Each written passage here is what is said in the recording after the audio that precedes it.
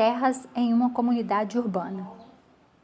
Quando um bairro é organizado em uma cidade, a área disponível pertencente a uma pessoa, empresa ou município é dividida em vários terrenos ou lotes. O modo como esses espaços são divididos é determinado pelo planejamento inicial ou pela maneira como a sociedade que vive ali se organizou.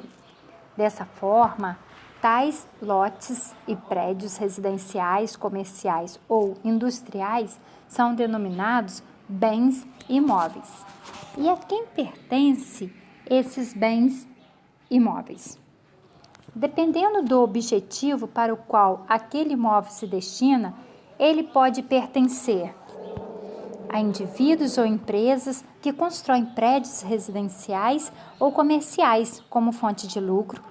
Aqueles que se dedicam a esse tipo de atividade são denominados empreendedores imobiliários. As pessoas de diferentes níveis sociais e econômicos, por meio de financiamento ou de recursos próprios, elas compram lotes, casas ou apartamentos para morar ou alugar. As grandes empresas ou indústrias que necessitam de amplos espaços para desenvolver suas atividades. Geralmente, elas estão localizadas perto de vias que facilitam o transporte de mercadorias e produtos. Temos aí ao lado a figura da Casa Publicadora Brasileira, onde é feitos os nossos livros, né? Também ao próprio município. Pertence ao poder público as ruas, os passeios públicos ou calçadas, alguns prédios, os parques, as praças públicas e algumas terras ainda não ocupadas por moradores.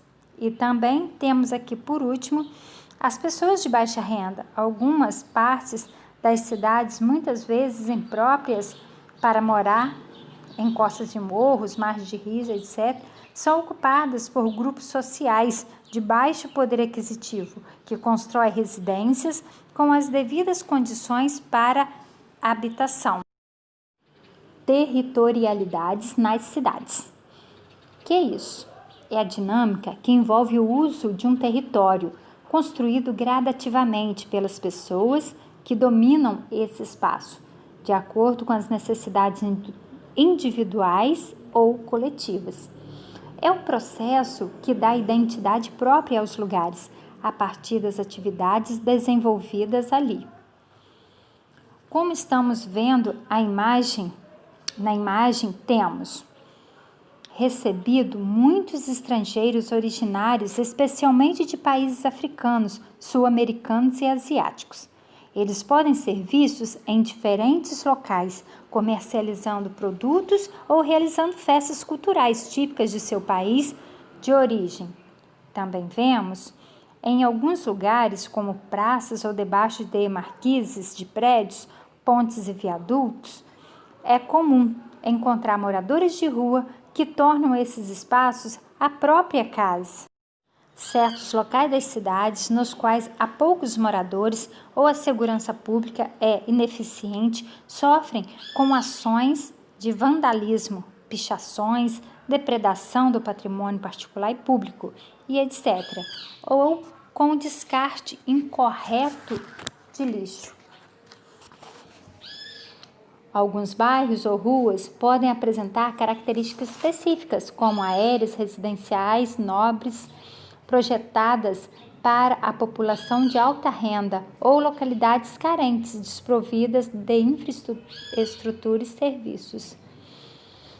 Determinadas áreas são dedicadas a alguma atividade específica, como a prática de esportes, e atraem pessoas que apreciam aquilo que é realizado nesses lugares.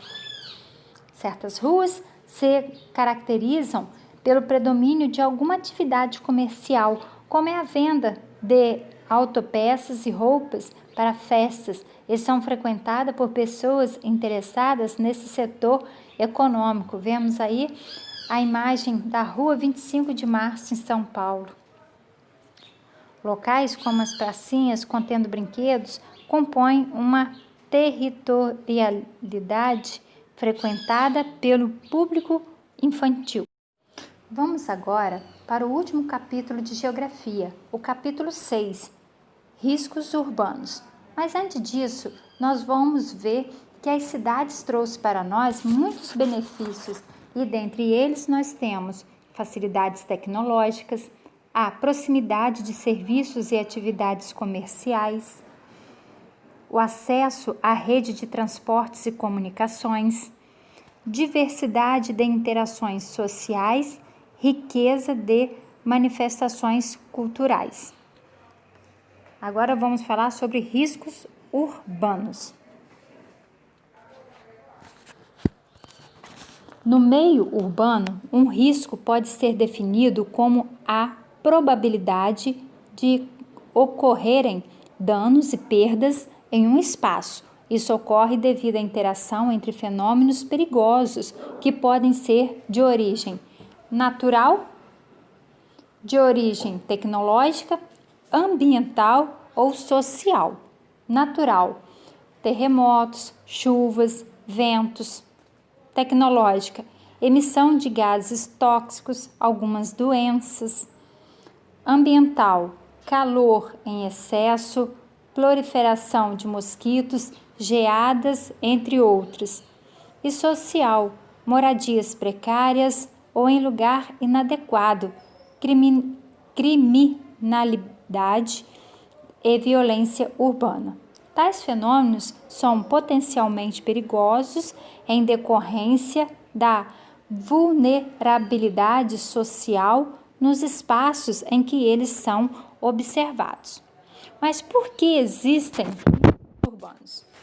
Alguns fatores são determinantes para que essas cidades apresentem riscos aos seus moradores, tornando-os vulneráveis.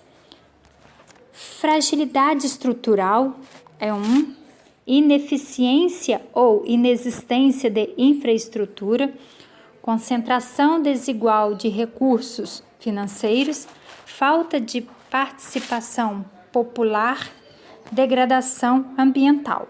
Vamos falar sobre cada um agora.